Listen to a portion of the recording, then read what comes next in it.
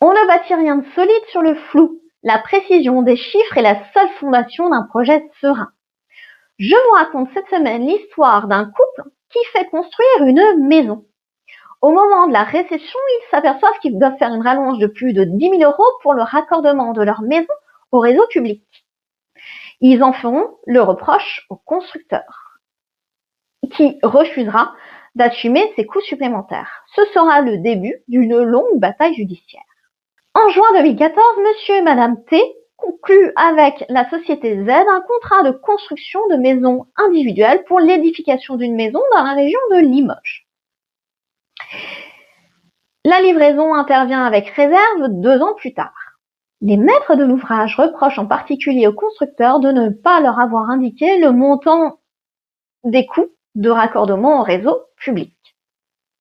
Ils saisissent alors la justice d'une demande de condamnation de leur constructeur à la prise en charge de ces coûts qui auraient dû figurer selon eux dans le contrat de construction de maisons individuelles. Le constructeur se défend en disant qu'il s'agit de travaux réalisés sur le domaine public par un tiers et qu'ils n'ont donc pas à figurer dans la notice descriptive annexée au contrat de construction. Le tribunal fait droit à la demande des maîtres de l'ouvrage. Le constructeur relève appel. La cour d'appel note que la notice descriptive annexée au contrat listait bien les travaux à réaliser pour le raccordement des réseaux au domaine public, mais qu'il n'en chiffrait pas le coût. Elle confirme dans ces conditions le jugement d'entreprise, estimant que, faute d'avoir indiqué les coûts, le constructeur doit les assumer. Ça fait partie du coût global de la construction.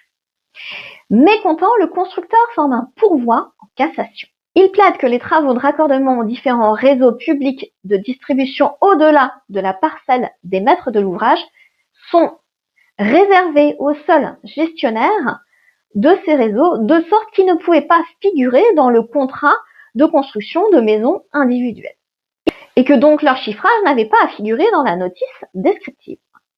Dans ces conditions, les juges du fond ne pouvaient valablement mettre à sa charge le coût de ces travaux.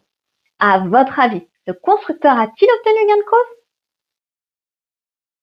La réponse est non. Dans cet arrêt du 11 décembre 2025, la Cour de cassation rejette le pourvoi. Elle rappelle tout d'abord les dispositions de l'article L231-2 du Code de la construction pour indiquer que le contrat de construction de maisons individuelles avec fourniture de plans doit annoncer le coût des travaux dont le maître de l'ouvrage s'est réservé l'exécution. Ceci étant décrit et chiffré par le constructeur et faisant la part du maître de l'ouvrage d'une mention manuscrite et paraphée, disant qu'il en assumera le coût.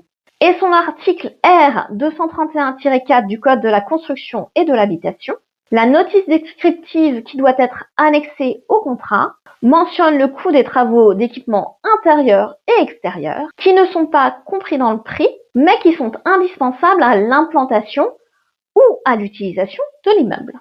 Elle en déduit que ces textes ne distinguent pas selon que les travaux doivent être effectués sur la parcelle des maîtres de l'ouvrage ou en dehors de cette parcelle. Et dans la mesure où la mention du coût des travaux, ça a pour but d'informer pleinement le maître de l'ouvrage de sorte qu'il sache s'il a les moyens financiers de s'engager ou pas dans l'opération, le coût de ces travaux devait nécessairement être indiqué au contrat, peu importe qu'il soit exécuté par un tiers et en dehors du fonds. Le constructeur devra donc assumer in fine ces travaux qu'il n'aurait pas eu à assumer si il en avait indiqué pleinement le coût sur la notice descriptive.